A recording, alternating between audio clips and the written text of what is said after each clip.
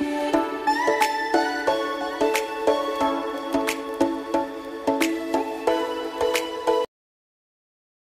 Friends, তো সবাই নিশ্চয়ই ভালো আছো আর আমরাও ভালো আছি। তো সবাইকে আমার চ্যানেলে স্বাগত। যে যেখান থেকেই ব্লগটা দেখছো আশা করি সবাই খুব ভালো আছো, সুস্থ আছো। আর আমরা ভালো আছি বলেই কিন্তু চলে এসেছি একটা নিউ অ্যানাদার ব্লগ নিয়ে। সকাল থেকে ব্লগটা স্টার্ট করে দিয়েছি আর এখন বাজে কটা বলো তো, 8টা মতো বাজে। তো 8টার সময় আমাদের কিন্তু সাদিয়া এখন ক্লাস করছে, মানে ওর স্কুল এখন ছুটি বলতে যেহেতু প্রচণ্ড পরিমাণে গরম পড়েছে সেহেতু স্কুল এখন বন্ধ, কিন্তু বাড়ি থেকে অনলাইন ক্লাস চলছে। ওই প্রত্যেক দিন সকালবেলা কিন্তু অনলাইন ক্লাস হচ্ছে, এখন 2 ঘন্টা 2.5 ঘন্টা ক্লাস। সকালবেলায় উঠেই কিন্তু ও ক্লাস করছে, যদিও খুব একটা ভালো লাগছে না ক্লাস করতে। বলছে মাসি স্কুলে গেলেই কিন্তু ভালো ক্লাস হয়, স্কুলের মধ্যে কি পড়াশোনাটা বেশি ভালো হয়, বাট বাড়ি থেকে না সেইভাবে হয় না। মানে প্রচণ্ড কি লেথার্জি ভাব নিয়ে বসতে হয়, ভালো লাগে না। ওই আর কি অনলাইনে ক্লাস করতে হয়, তাই করি। এমনি কিন্তু মন থেকে কিন্তু ওদের ভালো লাগে না। কি তো বাড়িতে বসে বসে আর কি ভালো ক্লাস হয় সেইভাবে হয় না। স্কুলে মিসদের সামনে যতটা ভালো পড়াশোনা হয়, স্কুলে ক্লাস হয় ততটা কিন্তু বাড়ি থেকে হয় না। তো যাই হোক, কিন্তু করতে হবে এখন যেহেতু স্কুল ছুটি। আর আমি একটু বেরিয়েছিলাম স্কুটি নিয়ে, আমার একটু কাজ ছিল, কাজটা কমপ্লিট করে আবার বাড়ি চলে আসলাম। যেহেতু স্কুটি নিয়ে বেরিয়েছিলাম সেটা দেখেছে যে মাসির স্কুটি নিয়ে বেরোলো, সেহেতু ওর আবদার যে আজকে সন্ধ্যেবেলায় তুমি আমাকে টিউশন দিয়ে আসবে। প্রত্যেক দিন কিন্তু দিদি ওকে টিউশন দিয়ে আসে, কিন্তু আজকের আবদার যে আমাকে মাসি তুমি দিয়ে আসবে স্কুটি নিয়ে। আর আচ্ছা ঠিক আছে, তাহলে আমি দিয়ে আসবো। আর স্কুল যেহেতু ছুটি সেহেতু ওই টিউশনটাই একটু যাচ্ছে বাইরে, তাও আবার ওর বিকালের পর টিউশনগুলো আছে বলে অসুবিধা হচ্ছে না। রোদে গরমে সকালের দিকে কোনো টিউশন নেই, যা আছে বিকালের পর। আর খুব ফার্স্ট মর্নিংয়ে সকালে ও সাঁতার শিখতে যায়, সুইমিংয়ে যায়, সেটা হচ্ছে প্রায় 6:30 নাগাদ আর কি। 6:30টার সময় সুইমিংয়ে ক্লাসে যায়, তখনও রোদটা অতটা ভালো বেরোয় না। তো দুপুরের পর তো সেরকম কোনো কিছু ক্লাস নেই। আর এখন সন্ধে প্রায় বাজে হচ্ছে 6:30 মতো। 6:30টার সময় যে আমি রেডি হয়ে গাড়িটা বার করছি, স্কুটিটা আর কি, স্কুটি বার করে আমি সাদিয়াকে এখন দিয়ে আসবো টিউশনিতে। আমাদের 3 বোনের 3টে স্কুটি, মানে এটা হচ্ছে দিদির স্কুটি, দিদিরটা হচ্ছে হন্ডা, আমারটা হচ্ছে হিরোর প্লেজার, আর বোনেরটাও হন্ডা। প্রথম স্কুটি অবশ্য আমার, তারপরে দিদি নিয়েছিল, তারপরে বোন। তো যাই হোক, 3 বোনের 3টে স্কুটি। আর একটা ব্যাপার হচ্ছে যে আমরা সবাই মোটামুটি স্কুটি চালাতে পারি, তো ভালো লাগে আর কি। মানে সুবিধা অসুবিধা, স্কুটি চালাতে পারলে কি যখনই হোক যেখানেই হোক বেশ চলে যাওয়া যায়, কোনো অসুবিধা হয় না। আর বিশেষ করে আমি তো অনেক দিন থেকে, মানে অনেক বছর ধরে স্কুটি চালাচ্ছি। আমার প্রায় স্কুটি চালানো প্রায় হয়ে গেল 13-14 বছর ধরে স্কুটি চালাচ্ছি, অনেক বছর ধরে স্কুটি চালাচ্ছি। হাত আমার ভীষণ পাকা। ইভেন আমি কলকাতা থেকে বর্ধমান স্কুটি চালিয়ে চলে গেছি। লকডাউনের সময় আমরা স্কুটি নিয়ে যাতায়াত করেছিলাম, তোমরা আগের ব্লগে দেখেছো যে একদম কলকাতা বর্ধমান করেছি, মানে অল্টারনেট করে আমরা চালিয়েছি, হাজব্যান্ড আমি স্কুটি নিয়ে যাওয়া আসা করেছি। তো যাই হোক, কোনো অসুবিধা হয় না, হাত একদম ভীষণ পাকা। আর গড়িয়াতে দিয়ে চলে আসলাম, মানে দিদির মেয়েকে। আর এখন হচ্ছে সকালবেলা, পরের দিন সকালবেলা আর কি, তাই তোমাদেরকে গুড মর্নিং জানাচ্ছি। আজকে কিন্তু আমরা বাড়ি ফিরবো, বাড়ি বলতে বসিরহাট ফিরবো।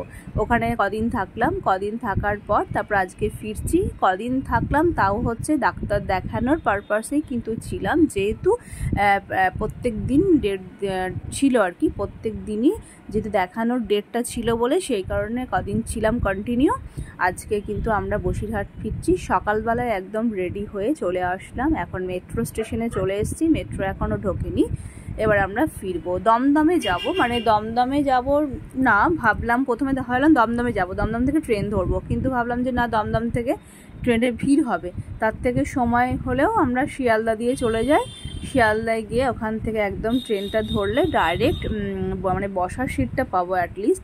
কারণ এইদিকে বসিরহাটে ট্রেনগুলো কিন্তু বেশ ভালোই ভিড় থাকে, মানে বনগাঁ, দত্তপুকুর, হাসনাবাদ এইদিকে ট্রেনগুলো প্রচণ্ড পরিমাণে ভিড় থাকে। তো সেই মতোই ঠিক করলাম যে না, শিয়ালদা থেকে কিন্তু যাব, শিয়ালদা থেকে গেলে অ্যাটলিস্ট সিটটা ভালো পাওয়া যাবে। তো সেই মতো এখন আমরা কিন্তু শিয়ালদা যাচ্ছি। শিয়ালদা যাওয়ার আগে মাঝে আবার যতীন দাস পার্কে নামলাম। যতীন দাস পার্কটা হচ্ছে বাসে লাইনে হাজরা, আর মেট্রো লাইনে হচ্ছে যতীন দাস পার্ক। তো যতীন দাস পার্কে নেমে আমাদের একটু মেডিসিন নেওয়া ছিল, মানে যে মেডিসিনগুলো আমি মানে খাচ্ছি বা আমাকে ডাক্তারবাবু যেগুলো সাজেস্ট করেছেন সেগুলো ওখানেই পাওয়া যাবে। তো সেই কারণে ওখানে নেমে আমার কিছু মেডিসিন কিনে তারপরে কিন্তু আমরা শিয়ালদা গিয়েছিলাম। শিয়ালদা থেকে আবার ট্রেন ধরেছিলাম। তো যেহেতু সকালবেলা বেরিয়েছি, খাওয়া দাওয়া করিনি, খাওয়া দাওয়া করে বেরোলাম না, তো আমি বলছিলাম তোমাদের দাদাকে যে একবারে খাওয়া দাওয়া করে বেরো, তাহলে গিয়ে আর খাবারের কোনো ঝামেলা থাকবে না, বা খেয়ে বেরোলে নিশ্চিন্ত। বাট ও বললো না, আমি মেসে বলে দিয়েছি, মানে মেসে বলতে কি, যেখানে আমি যখন থাকি না, ও যেখানে খাওয়া দাওয়া করে আর কি। আমি যখন হয়তো এখানে ডাক্তার পারপাসে কিংবা হয়তো যখন আমি মায়ের কাছে আসি, তখন ও যেখানে খায় মেসে কিন্তু খুব ভালো রান্না বান্না করে, খুব ভালো খাওয়া দাওয়া, কিন্তু ভীষণ ঘরোয়া রান্না একদম পুরো। ওখানে কিন্তু অনেক স্টাফ খায় আর কি। তো সেখানে বলে রেখেছি 2টো মিল, মানে আমার একটা, আমার হাজব্যান্ডের একটা। তো আমাকে বললো আগের দিনকে বলে রেখেছি, আমি গিয়ে তারপরে ওখানে চান করে তারপর নিয়ে আসবো খাবার। তাহলে ঠিক আছে, কোনো ব্যাপার না, আমাকে তো আর গিয়ে কষ্ট করে রান্না করতে হবে না। আর এই সকালে বেরিয়ে গিয়ে রান্না বান্না করা মানে একটা বিশাল কিন্তু ডিফিকাল্ট। আর বুঝতে পারছো, যেহেতু আমি বাড়িতে ছিলাম না, বাড়িতে নেই, সেক্ষেত্রে বাড়ির মানে কি অবস্থা হবে, ঘরের কি অবস্থা হবে, গিয়ে কিন্তু এগুলো সব পরিষ্কার পরিচ্ছন্ন করতে হবে। তারপরে আবার কিন্তু আমাকে এবার রান্না বান্না, তাহলে মানে আমার কাছে প্রচুর ডিফিকাল্ট হয়ে যেত, কষ্ট। আর এই গরম, রোদে গরমে, এই যে ট্রেনে বসে আছি পুরো সেদ্ধ হয়ে যাচ্ছে, এত গরম কি বলবো। তো সেই কারণে ও বললো যে না, আমি খাবার বলে দিয়েছি, অর্ডার দেওয়া আছে, তুমি এদিকে ঘরটা একটু বসে করে নেবে, চান করে নেবে, আমি আবার চান করে গিয়ে খাবার নিয়ে আসবো। আর যেহেতু আবার একবার অফিস ঢুকতে হবে, সেই কারণে হাতে সময়টাও খুব কম, সেই কারণে ও আগে থেকেই খাবারটা বলে দিয়েছিল। বাট আমারও কাজটা একটু কম হয়ে গেল। তো যাই হোক, ফাইনালি আমরা শিয়ালদা পৌঁছে গেছি। মানে শিয়ালদা চলে আসার পর ট্রেন ধরেছিলাম, ট্রেনটা বেশ ফাঁকাই আছে, দেখতেই পাচ্ছ ট্রেন ভালো ফাঁকা। আর জানালার ধারে সিট পেয়েছি বলে একটু রিল্যাক্স, কারণ একটু হাওয়া ঢুকছে। এই দেখো, ওটা শিয়ালদা কিন্তু স্টেশনটা। তো শিয়ালদা স্টেশন ছেড়ে আপাতত আমরা বসিরহাটে নেমে গেছি। বসিরহাট নেমে এখন বাড়ি পৌঁছে গেছি। আগে যে বেডশিটটা পাতা ছিল আর কি, যে বেডশিটটা পাতা ছিল সেটা তুলে দিলাম। ওই বেডশিটটা অনেকদিন থেকে পাতা আছে, তুলে দিলাম। তোলার পর নতুন আবার এই বেডশিটটা পারলাম। অ্যাকচুয়ালি ব্যাপারটা হচ্ছে কি, আমি যখন থাকি না তখন ও বেডশিটগুলো কী করে, মানে তুলে দেয় আর একটা বেডশিট পারতে, কিন্তু সেইভাবে আর কাঁচা হয় না। তারপর এসে দেখলাম যে, আমি বললাম, জিজ্ঞাসা করলাম যে এই বেডশিটটা কদিন পেতেছো, তো বললো যে এই তো কদিন আগে পারলাম। যেহেতু আমি আবার এসেছি, সেক্ষেত্রে ওই বেডশিটটা আবার চেঞ্জ করে দিলাম, চেঞ্জ করে আবার একটা নতুন বেডশিট পেতে দিলাম। তো যাই হোক, ঘর আবার পরিষ্কার করা হয়ে গেছে। এটা পরের দিন কিন্তু সকালবেলা, পরের দিন সকালে হ্যাঁ, তো এই টিফিন বানিয়েছে, এই যে পরোটা বানালাম, আর ওর করে দিলাম রুটি। ও বললো যে আমি পরোটা খাবো না, রুটি খাবো। তো আমার 3টে পরোটা করে নিয়েছি, আর ওর 3টে রুটি করে দিয়েছি।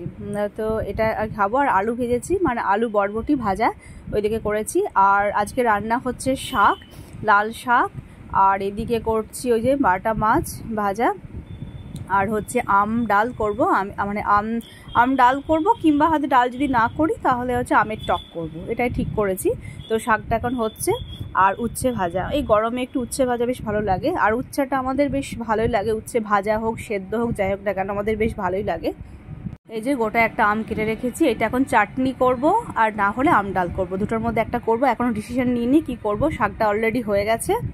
ঠিক আছে, আজকে ব্লগটার বেশি কন্টিনিউ করছি না, বাড়াচ্ছি না, ব্লগটা শেষও করব। ব্লগটা যদি ভালো লাগে তাহলে অবশ্যই একটা লাইক করে দিও, কমেন্ট করো। ঠিক আছে, চলো, আমার কিন্তু মোটামুটি অর্ধেক রান্না হয়ে গেছে, আর কিছু রান্না বাকি আছে। গরমে একদম পুরো নিজে সেদ্ধ হয়ে যাচ্ছি। ঠিক আছে, চলো, আবার তোমাদের সঙ্গে নেক্সট ব্লগে দেখা হবে। সবাই ভালো থেকো, সুস্থ থেকো, নিজের প্রতি খেয়াল রেখো। চলো, এখনকার মতো টাটা, বাই।